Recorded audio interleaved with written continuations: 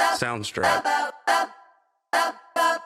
Trying to get a lot of dough. Anything is possible. Turn me up in the headphone. Soundstrap. Yeah. Trying to get a lot of dough and dirt through all the obstacles, cause anything is possible. Yeah. Oh man, I got a lot of goals. Stack that bread and by my nose. Anything is possible. Yeah.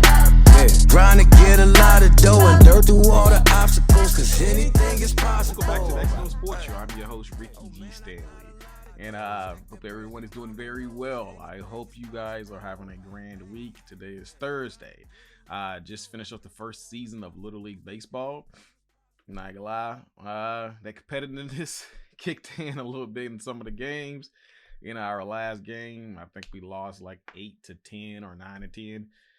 But we were calling defenses like, these kids were playing in the big leagues. But we actually did pretty good. We ended up being like 4-3 on the season. We had 2 games skid at the end, but not bad. My kid is first time playing baseball. Actually, turned out pretty good this year. So, like I said, a lot of kids are out there, just to have fun. No, it ain't fun to me unless you winning. So, like I said, we started a winning culture now. The kids love when we won, and they're like, "Hey, did we win?" And we're like, "Yes," but they had a better time when they were actually winning. So we're trying to get a winning culture. And speaking of winning, I was impressed by Milwaukee doing what they had to do against Boston. Jason Tatum was giving out work to Milwaukee. I saw one play that really stood out to me. He stepped his back for his dribble, and he got a switch, and he got a smaller guy on him. And for people that don't know, Jason Tatum is 6'8.5", around 6'9". If he get a guy that's under 6'6", he is going to him. And he caught him with that bink sham and cheese, and he cocked that thing back for a tomahawk jam. And I knew immediately when he switched, I saw something in his eyes and was like, yeah, I'm about to do this dude in. So the fact that the way that Milwaukee came back, I was very impressed, and they got the win. I think they're up 3-2 now. So, Boston's back is against the wall. But they played some pretty good series, and they played with their back against the wall. Only thing that concerns me is the fact that it's this close, 3-2, Boston is down, and they don't even have I always mess his name up. Middlebrook. He's their number 2 option. They don't have him. He's on the sideline. So, but while he was gone, Drew Holiday had other plans. Like, that dude was playing defense like he owed money for child support. Like, he was playing good. Very outstanding. The fact that he's only 6'4", and he would take on any guy that's pretty much around his size or a little bigger at the wing, he'd take him on. And he blocked a shot, and he got a steal to seal the game. And Giannis was out there bloody, bruised, and pale, had blood running from his eyes like he was at war out there. And they ended up winning it. I was very impressed because I was pulling for Boston that game. But Giannis finished with 40 points and 11 rebounds. Drew Holiday had 24 points, 8 rebounds, and 8 assists. And Big Shot Bob, if anybody knows him, he had 14 points and 15 rebounds coming off the bench. That is a lot of effort. 15 rebounds coming off the bench and 14 points. That was really what gave them the energy. Tatum, in a losing fashion, 34-6-6. Fortunately, he lost, but they have nothing really to be ashamed about because they played their guts out. But speaking of losing, Golden State last night. Yeah, I ain't gonna lie, I was very disappointed. I've seen teams lose. And I'm gonna give you an example. The Lakers, when Kobe Bryant used to play, we lost to the Denver Nuggets, and Kobe had like a little bug, kind of like the flu. And I could tell by the way the game was going, we were gonna lose. But I was like, we in it though. And I remember Ty Lawson, which was not a good shooter. He was jacking up threes and went 3 for 3 in the first 40 seconds. I'm looking like, yep, we in for it tonight. But this game was different. This game, it was 28-29, and, Curry was shooting well. Klay Thompson was getting a lot of touches early. Poole was coming in. And when it got 28-29, Everything just broke loose. It was like the dam with the water just came in rushing. It was still turnover after turnover, and guys were shooting threes. Guys were getting layups. They was getting and ones. And before you know it, the lead ballooned to 20. And I was like, I seen Golden State come back from 25. But the thing is, when they got to the sideline, I could see in their eyes that it was over before halftime.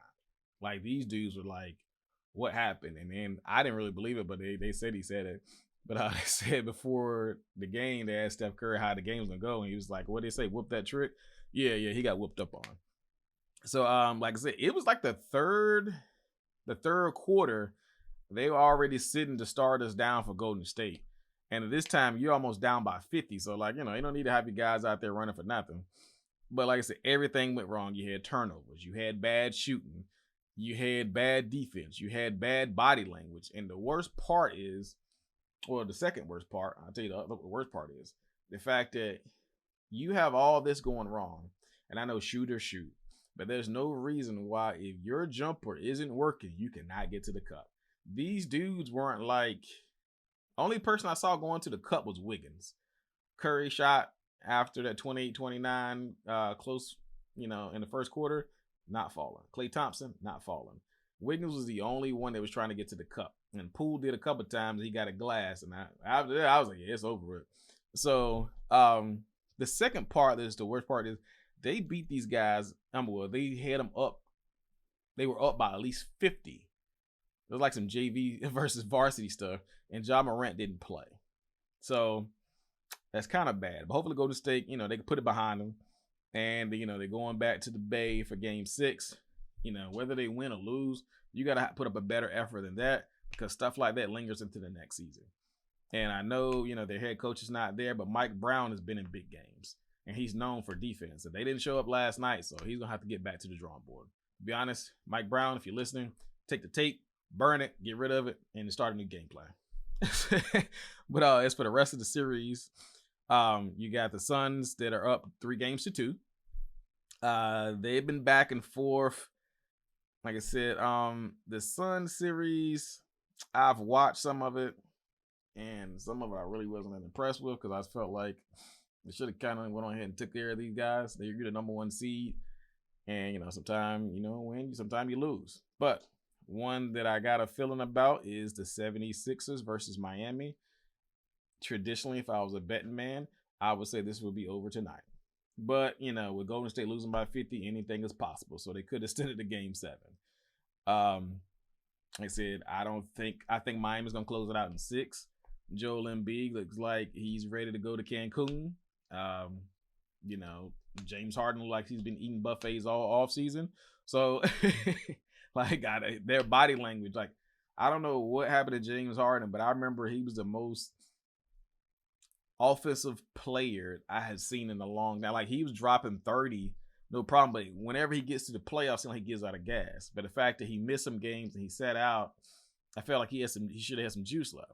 But I don't know if it's because of Doc Rivers or somebody else. But the thing is, he isn't playing like James Harden plays. I know he don't play defense, but you got to at least give me 30 then. And he's giving you 22 on a good night. Nah, it's time to get back to the drawing board, James. But, he's not the only problem. Harrison is not playing well either. But one topic that a lot of people have been talking about is the MVP.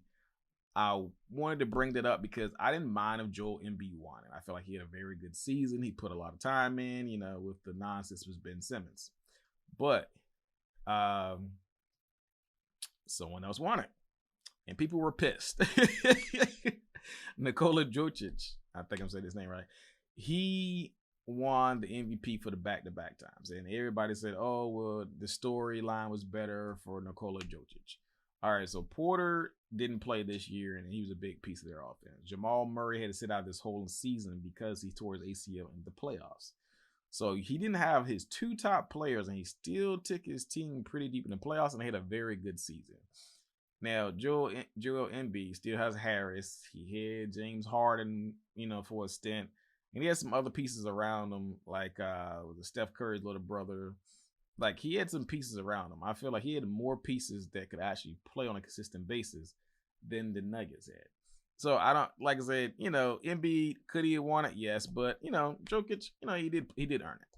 So I don't have a problem with whoever won it, but it's the fact that people was like, how could Embiid not win? That's why. So, like I said, while sticking with basketball, the MVP is going to Nikola Jokic. Now, he is part of elite company because I only think him, I think Kobe got 2, Jordan got a couple, and I think Jordan got like 4, and I think LeBron has like 4. So, like, once you get past 2, you're doing pretty good. Giannis got 2 back-to-back as well. But moving on to baseball. My Phillies are still 4th in the conference, unfortunately. Hopefully we get it together. But if not, outside of that, this was a good baseball being played. I was on my iPad. I don't know if this is an old game or what, but the Yankees played against, I think, the Red Sox, and it was like in Iowa. And I thought it was the coolest thing ever because the players came through the cornfield and walked onto the field. That was pretty good, like a movie. And those guys was out there playing pretty hard. And like I said, I think that was an old game because I couldn't find a date on it. But I like that stadium in Iowa. I don't know who owns it, but I know that nobody really plays out there as much, if I had to guess. But it's pretty cool. But the Yankees, speaking of the Yankees, they are on top right now by, I think, 2.5 games over the Dodgers. No, not the Dodgers. Yeah, 2.5 games in their league. Behind them, because they have the Angels are right behind them. They're 21-12 behind the Angels. And could this be the year for the Angels? I have been waiting for Mike Trout to get his shot and get deep into the playoffs and try to get that ring. Like, to me, in my eyes, he's been the best player in Major League Baseball for a long time. I know I got Bryce Harper, but Mike Trout has been playing it on defense and he's been slugging it. Outside of Mookie Betts, my guy, I pull for him. I'm a Phillies fan. So on the other side, you got the Mets. Yeah. So you got the Dodgers, and then right behind them, you got the Mets. And I feel like the way the games are configured, the Mets should be on top. Because I want to say the Mets have more wins, but they have more losses. So they're like a half game behind. So, we'll see how that goes. And hopefully, we pull Atlanta Braves that they were like number 4 in the conference. And they ended up getting into the playoffs and ended up winning the whole thing. So let's see if my guys can do that. Hopefully, if not, back to the drawing board. Next up is the NFL. Even though it is the offseason, I felt like this is the best time for teams to sign free agents. There's a few free agents that I jotted their names down because I felt like, why are they not signed yet? So the 3 names I came up with was Odell Big Hand Beckham, Julio Jones, Mr. 300, and Jarvis Landry. Now, out of the 3, I'm not surprised by the Odell Beckham not being signed. He tore his ACL in the Super Bowl. Now, unless he's like Brooks that played for the Eagles that tore his Achilles in the playoffs, and then he turned around and played in week 1, that's different. But I don't think Odell is going to play that early because that's the second time on that knee. But Julio Jones, to me, the reason why I personally think he's out and he's not being signed is because of ego. Like I said, I'm sure you're a pretty humble guy, but he still wants to get paid like he's playing in Atlanta. That's not going to happen. Julio, you were at 33. We're about the same age, But in NFL, that is fairly old. And I'm not saying he can't play, but I'm just saying at that age, they're not looking to pay you $10 to $15 million no more. They're going to give you a prove-it deal with some incentives. Richard Sherman did it, and Carson Wentz did it. It didn't work out for him, but like I said, if you can work out a couple of deals like that, they can be pretty lucrative, but you can't be sitting out 4 and 5 games, and he's been having problems with injuries as of late. So I think that's what's keeping Julio from getting signed. I really felt like Julio could be a very good piece for the Panthers, the Browns, or the Bucks. Like, he doesn't have to be the number 1, but if he's the number 2, you better look out. He can still run. He can still play, and not too many people are physical enough to deal with him once he gets in the air. So I think Julio will be a very good top pick in the free agents. And Jarvis Landry was the biggest surprise to me. Jarvis Landry has played several games and have never sat out for injury until this year. I think he missed 1 game before this year. He's played very, very well. This year, he only had 570 yards and 52 catches. I think he had 2 touchdowns. But A, he plays in the slot, and 2, he was banged up this year. He gritted it out because Odell was in and out of the lineup. You had guys that was very consistent, and I feel like Baker Mayfield needed him. And he gritted it out. But the thing is, the stuff like this makes me mad because this is why players sit out. He didn't get the numbers, and people are using that against him, in my personal opinion now. And, it's why guys be like, hey, I'm a little banged up, I ain't playing. But this guy was a workhorse. He played hard. I mean, if he plays all his games, he's getting 1,000 yards easy if he's not hurt. So I feel like with him getting healthy this season, somebody should be able to pick him up. And the teams that I have listed right now, A, the Browns should side him back because they don't have anybody consistent outside of Amari Cooper. The Colts could really use him in the slot, as well as the Minnesota Vikings. I know they have Jefferson. They have the other guy. Can't think of his name right now. I call him White Chocolate. But, and like I said, the Colts, the Vikings, and the Browns are the three. I could see him fitting into their offense as a number 3 option in the slot. And depends on how they play. He could be the number 1 option. Depends on how they play him. So, and I feel like, he's very shifty, very good in the slot. I don't have him as an outside. He kind of remind me of a Cooper Kupp. So those places, I could see him making a difference. However, I will keep an eye on it. And as time passes, I'm pretty sure guys will get signed. But as for the time, this is mine. I'm your host, Ricky G. Stanley, and I am out of here. Trying to get a lot of dough and dirt through all the obstacles, cause anything is possible. Yeah. Oh man, I got a lot of goals. Stack that bread and by my nose. Anything is possible. Yeah. Trying to get a lot of dough and dirt through all the obstacles, cause anything is possible. Hey. Oh man, I got a lot of goals. Stack that bread and by my nose. Anything is possible. Hey. I grind to get a lot of dough and dirt through all the obstacles, cause anything is possible. Yeah. Oh man, I got a lot of goals. Stack that bread and by my nose. Anything is possible. Yeah, all I know is get paper. All I do is shit major. Bought a condo on the top floor, and the building's a skyscraper. Feeling like I'm Kobe, LeBron for the Lakers. Feeling like I'm Idris, Paul Walker, Taker. New Rollie, no diamonds in it. New Porsche, all dimes in it. I'm infatuated with fine women. Corona extra with the lime in it. Just to change the Henny. Used to be a penny pincher. Now I'm in plenty business. Grind hard, nigga, oh God. Grind hard, nigga.